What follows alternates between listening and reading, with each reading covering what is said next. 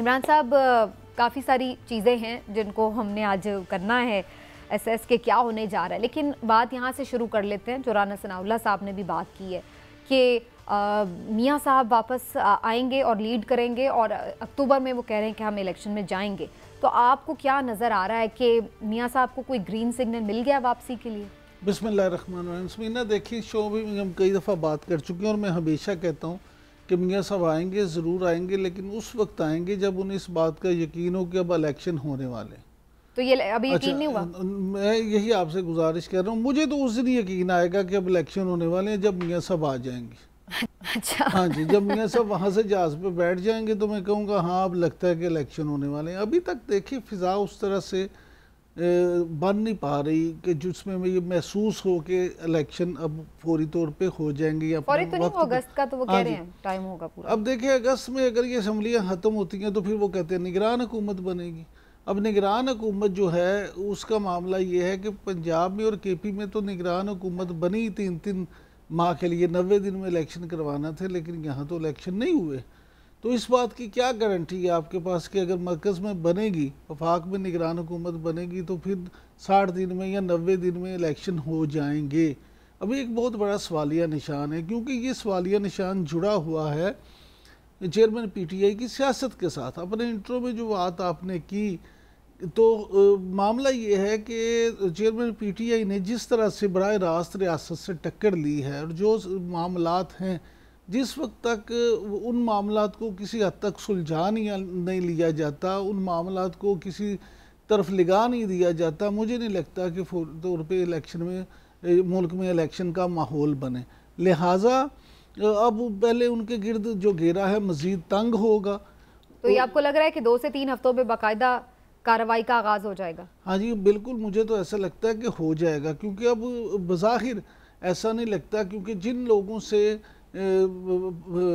जो हैं chairman PTI वो अब मुज़ाकरात चाहते हैं, पहले उन्हीं लोगों के ख़िलाफ़ खड़े होकर तकरीरें करते थे, फिर रजीम चेंज के बाद उन्होंने देखा आपने कि जिस तरह से उन्होंने जो लहजा अपनाया, और अब उन्हीं लोगों से कहते हैं जी मैं मुज़ाकरात करूँगा, तो वो लोग अब मुज़ाकरात को तैयार नहीं है।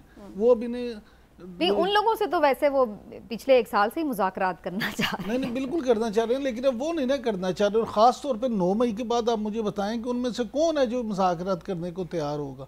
9 मई में जो कुछ हो गया है उसकी तहकीकात तो ज़रूर होनी चाहिए। हम तो हमेशा ये मुतालबा करते हैं कि तहकीकात होनी चाहिए और दूध का दूध और पानी का पानी होना चाहिए, लेकिन इस मामले में अब इतना जो है ना खरीज इस कदर बढ़ चुकी है कि मुझे नहीं लगता कि फौरी तौर पे इसका मामला को हल हो।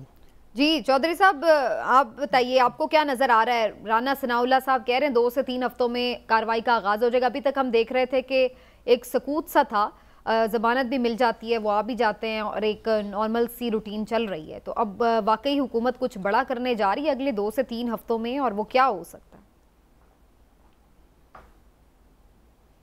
नहीं समीना, कार्रवाई तो उनके खिलाफ मुकदमात में पिछले 1 साल से चल रही है। 150 मुकदमा है, 150 मुकदमा चल ही रहा है। वो जो ज़मानत कराना जो है ये भी तो एक उसकी कार्रवाई का हिस्सा होता है। तो कार्रवाई तो उनके खिलाफ चल रही है। राना सनाउल्लाह साहब किस कानूनी कार्रवाई का कह रहे हैं उन्होंने वाज़ेह नहीं किया, किस मुकदमे का बतौर ख़ास वो जिक्र कर रहे हैं या उन्होंने किया है, इसका उन्होंने कोई वजाहत नहीं दी है। तो जहाँ तक तो इमरान खान साहब के ख़िलाफ़ जो है वो मुकदमात की बात है, तो वो तो ऑलरेडी चल रहे हैं। वो कल भी आए हैं, पहले भी आए हैं, ज़ाहिर है उनका मीडिया ब्लैकआउट है तो पता नहीं लगता है, लेकिन जो है वो उनकी जो अदालतों में हाज़िरी हैं वो तो जारी हैं। और राना सनाउल्लाह साहब ने ये कहा है कि अगस्त के बाद जो है वो असम्बलियाँ भी टूट जाएंगी। अब ये जो एक मामला है इस पे जो इमरान साहब ने कहा है, मियाँ नवाज शरीफ साहब को जब तक ये यकीन ना हो गया कि ना सिर्फ इलेक्शन होने बल्कि इलेक्शन के बाद वफाक और सूबे में उनकी हुकूमत ही बननी, वो वापस नहीं आएंगे। वो सिर्फ इलेक्शनों के लिए वापस भी नहीं आएंगे। ये भी ये बात आप नोट करके रख लीजिएगा। मियाँ साहब ने जब भी आना है तो वो जब आना है अगर वो हुकूमत में और हुकूमत में खुद शामिल हो, तो अदरवाइज उनकी दिलचस्पी महदूद होगी। नहीं, लेकिन 2018 के इंतखाब से पहले वो आ गए थे चौधरी साहब वापस, हालांकि उन्हें पता था कि आगे उन्हें जेल में भी डाला जाएगा, वो गिरफ्तार भी हुए और फिर भी वो इलेक्शन से पहले आ गए, और ये भी नजर आ रहा था उस वक्त के पीटीआई की हुकूमत भी बनने जा रही है, फिर भी वो आए तो थे वापस। तो अभी 4 साल से क्यों नहीं आए? अभी तो 1.5 साल से उनकी हुकूमत है ना, तो वो क्यों नहीं आए? ये तो वो बताएंगे, लेकिन मैं तो वैसे कह रही हूँ कि अगर वजह 18 की बात 23 पे तो नहीं लागू होती ना।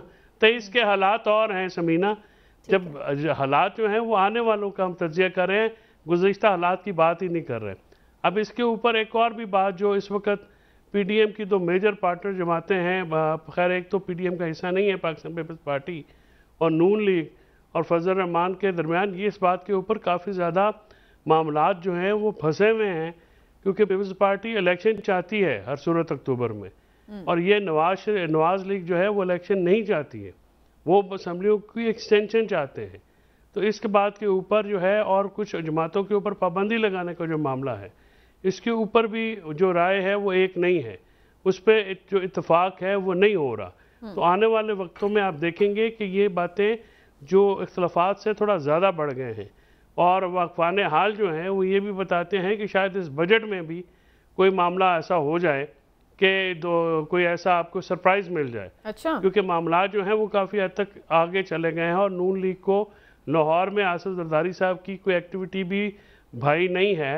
अब वो साउथ में गए हैं, कुछ लोग शामिल हुए हैं, तो आज मरीम नवाज शरीफ शुजाबाद गई हैं।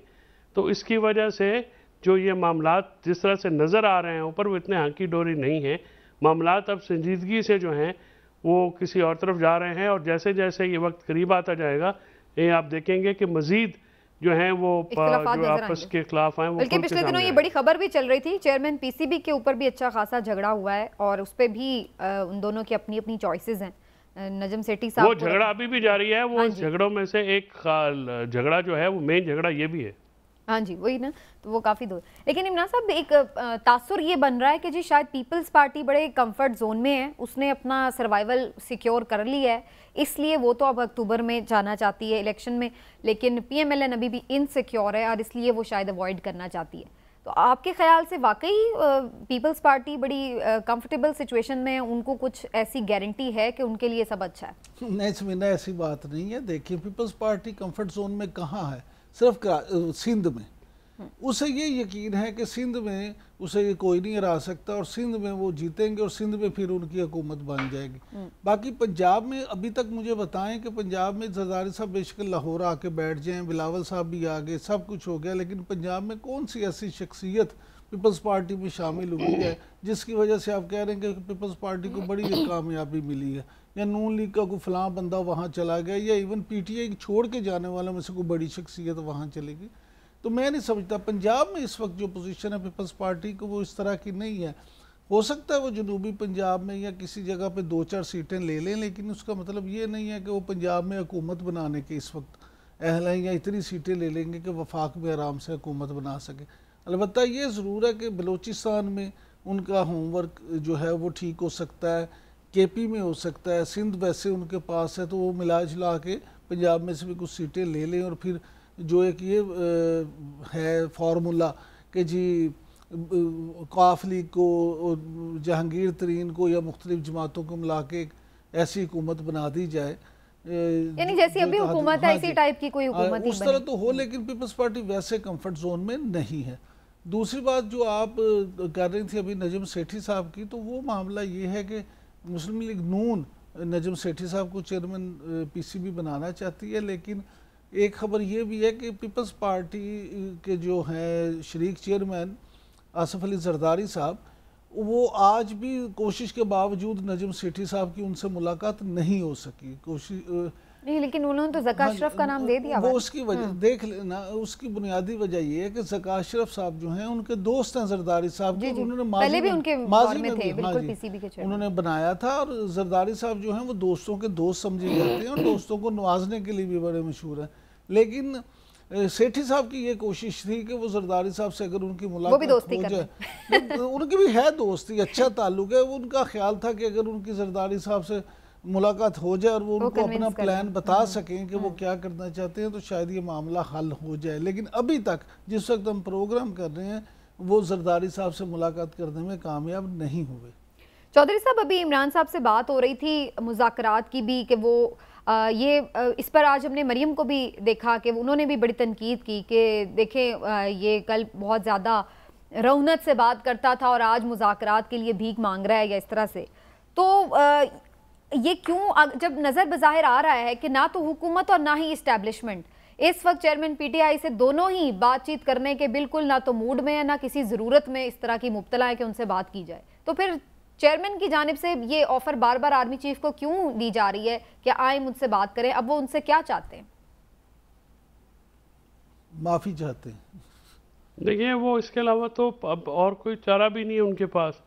वो अब यही कहेंगे। और जब इस्टेब्लिशमेंट से बातचीत हो रही थी या हुकूमत से जब बातचीत हो रही थी और 30 जून की डेडलाइन जो है मुकर्रर कर दी गई थी, तो पार्टी के अंदर से बहुत सारे लोगों ने इसकी मुखालफत की और उन्होंने कान भरे, जिसकी वजह से वो मुज़ाकरात जो हैं वो नहीं पूरे मुकम्मल हो सके। चौधरी साहब एक सेकंड प्लीज, मुझे सॉरी आपको इंटरप्ट कर रही हूँ। चौधरी साहब एक सेकंड, आपको मैं इंटरप्ट कर रही हूँ। ये आपने पहले भी 1-2 दिन पहले भी ये बात की थी और 2-3 दफ़ा आपने ये बात की कि 30 जून के ऊपर मामला तय हो गए थे, लेकिन अभी हम सब इस बात पर भी कंसेंसस रखते हैं कि हुकूमत उस वक्त तक तो इलेक्शन में नहीं जाएगी जब तक कि उनको ये ना लगे कि इन लोगों का बंदोबस्त कर दिया है। तो फिर ये उस वक्त तो अगर बातचीत हो गई थी और आप समझते हैं कि वाकई हुकूमत ने इस पर अमल कर देना था बगैर कोई बंदोबस्त किए, और वाकई वो इतने 1.5 साल से वो जो मान नहीं रहे और जी वो उस वक्त अचानक से मान भी गए, बड़े अच्छे हो गए और वाकई 30 जून को उन्होंने कर देनी थी असम्बलियाँ तहलील। इसमें आपको लगता नहीं कि हुकूमत की उस वक्त की चाल भी हो सकती है कि उस वक्त बस कह दिया कि जी हाँ हम राजी हैं? नहीं, उस वक्त समीना ये मुज़ाकरात किसी इनिशिएटिव पे हो रहे थे ना, ये ओन दर ओन तो नहीं हो रहे। इसमें सुप्रीम कोर्ट जो है वो बैठे हुए थे। अगर ये बात होती है तो वो बातें जो हैं उस पर जुडिशियल स्टैंप ही लगनी थी। और जो हुकूमत वो कहती है, अगर एक दफ़ा आप कहते हैं और उसका ऐलान हो जाता है पब्लिकली, उससे पीछे हटना तो बहुत मुश्किल हो जाता है। फिर वहाँ पे बहुत सारी सियासी जो मामलात हैं और जो तनकीदी उंगलियाँ हैं फिर हुकूमत के ऊपर आती हैं। इस वक्त सारा इल्ज़ाम तो जो है चेयरमैन पीटीआई के ऊपर आ रहा है और उनके ऊपर आ रहा है। अगर वो मामलात होते तो फिर हुकूमत भी तो उसकी ज़िम्मेदार होती ना। और उसमें जो मामलात एक दफ़ा जब हो जाते हुकूमत के बाद, मैं नहीं समझता कि उसमें फिर जो है वो पीछे हटने की गुंजाइश होती है।